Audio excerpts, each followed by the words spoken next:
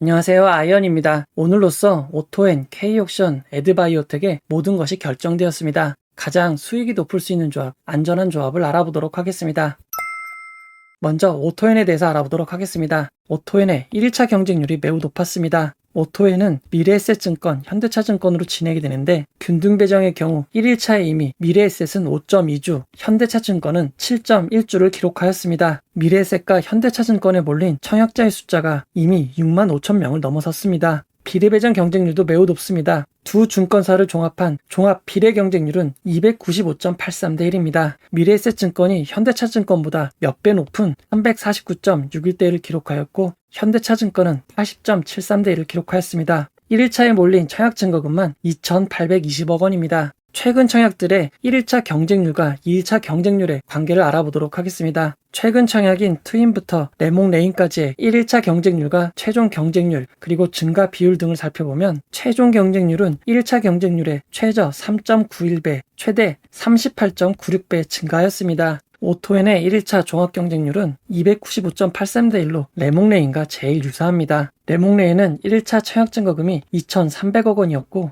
오토앤은 이보다 조금 많은 2,800억 원을 기록하였습니다. 레몽레인과 기타 청약들의 데이터를 바탕으로 2일차 예상 경쟁률을 구해보면 오토앤의 2일차 예상 경쟁률은 4,515대 1이 될 것으로 보입니다. 물론 단순 추정이므로 이보다 크게 차이 날 수 있는 점 주의하시기 바랍니다. 종합 경쟁률은 4,515대 1이지만 증권사별 경쟁률은 크게 다를 수 있습니다. 1일차 경쟁률은 4배 이상 차이가 나고 있지만 2일차에는 이보다도 적을 수는 있습니다. 그럼에도 현대차증권의 일반 등급 청약 한도가 너무나 낮아 비례 배정을 노리시는 경우 온라인 청약 시 모두 우대 등급이 될 수 있는 미래에셋증권으로 몰릴 가능성이 있습니다. 그리고 미래에셋증권은 수수료 면제이신 분이 매우 많습니다. 이 점을 감안할 때 미래에셋증권의 경쟁률이 현대차증권보다 매우 높을 가능성이 있습니다. 경쟁률이 너무 높을 경우 현대차증권의 5사 6입 정도로 받는 것이 가장 효율이 좋을 수 있지만 한두 주를 받는데 청약수수료 2,000원을 내시게 되면 청약수수료가 부담이 될 수 있는 점 주의하시기 바랍니다.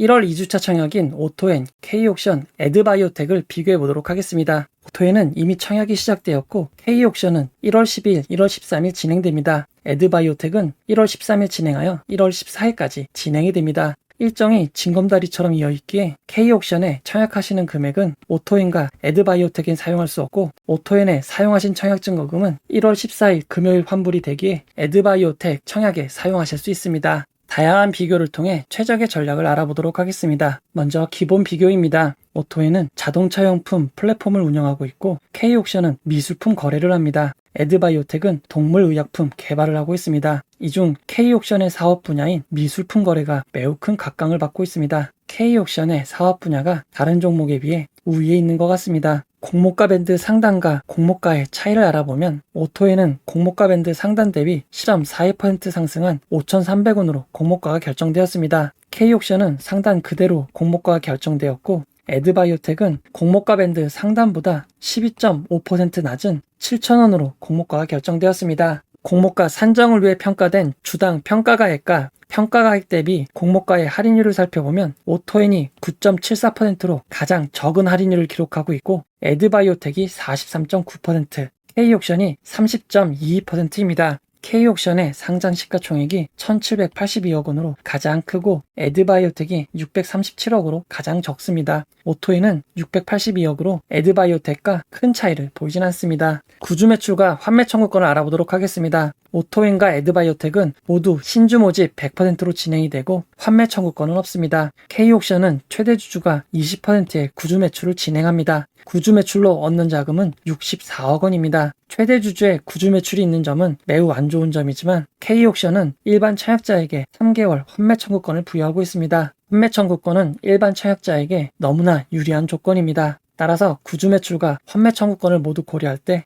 해당 부분은 모두 비슷한 상황으로 생각할 수 있습니다. 기관 투자자 수요 측 결과를 비교해 보도록 하겠습니다. K옥션이 가장 많은 1,745개의 기관이 참여하였고 에드바이오텍은 가장 적은 283곳의 기관이 참여하였습니다. 경쟁률은 K옥션이 가장 높은 1,889.83대 1을 기록하였고 에드바이오텍은 100대 1을 간신히 넘었습니다. 기관 투자자들이 희망 공모가 밴드 상단을 초과하여 신청한 비율은 오토앤이 98.46%, K옥션도 매우 높은 96.8%를 기록하였습니다. 에드바이오텍은 10%밖에 되지 않습니다. 의무보유 확약 건수와 수량을 살펴보면 K옥션이 다른 청약에 비해 압도적으로 높은 36%대의 의무보유 확약을 기록하고 있고, 오토에는 8%, 에드바이오텍은 단 한 기간도 의무보유 확약을 신청하지 않았습니다. 의무보유 확약의 질적 측면을 볼 수 있는 장기인 3개월, 6개월 비율은 오토엔이 37.77%, K옥션은 50%가 넘는 60.87%입니다. K옥션의 기간 투자자 수요 예측 결과는 경쟁률도 매우 높고 의무보유 확약도 매우 좋습니다. K옥션의 수요 예측 결과가 제일 좋다고 할 수 있습니다.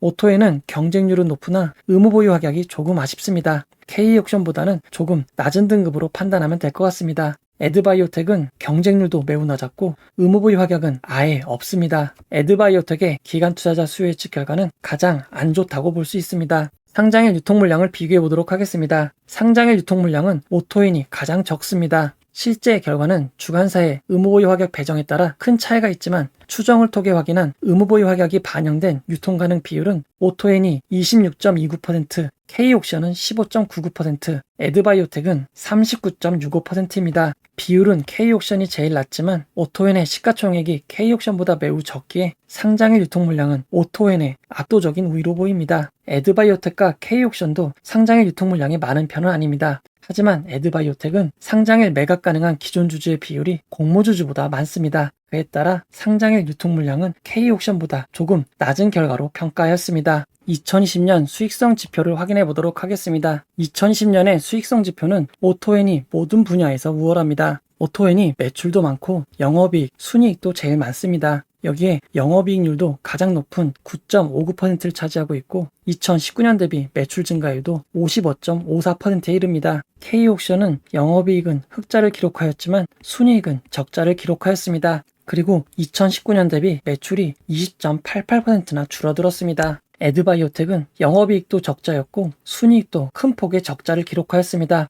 2019년 대비 매출도 5.47%밖에 늘어나지 못했습니다. 2020년 수익성 지표는 오토엔이 가장 좋고 영업이익, 순이익 모두 적자를 기록한 에드바이오텍이 가장 좋지 않았습니다. 2021년 3분기까지의 수익성 지표를 확인해 보도록 하겠습니다. 올해 매출은 여전히 오토엔이 가장 높았지만 나머지 지표들은 K옥션이 제일 좋았습니다. K옥션은 영업이익률 45.45%라는 매우 높은 영업이익률을 기록하였고 순이익률도 35.6%나 됩니다. 순이익이 흑자로 전환된 뿐만 아니라 매우 높은 순이익률까지 기록한 것입니다. 2020년 대비 매출도 27.22%나 늘어났습니다. 반면 오토엔은 영업이익률도 크게 줄어들었고 2020년 대비 매출 증가율은 오히려 소폭 마이너스를 기록하였습니다. 에드바이오텍은 올해 여전히 영업이익과 순이익 적자를 기록하였고 그나마 다행인 점은 2020년 대비 매출이 소폭 증가하였습니다. 올해 수익성 지표는 K옥션이 압도적으로 좋은 상황입니다.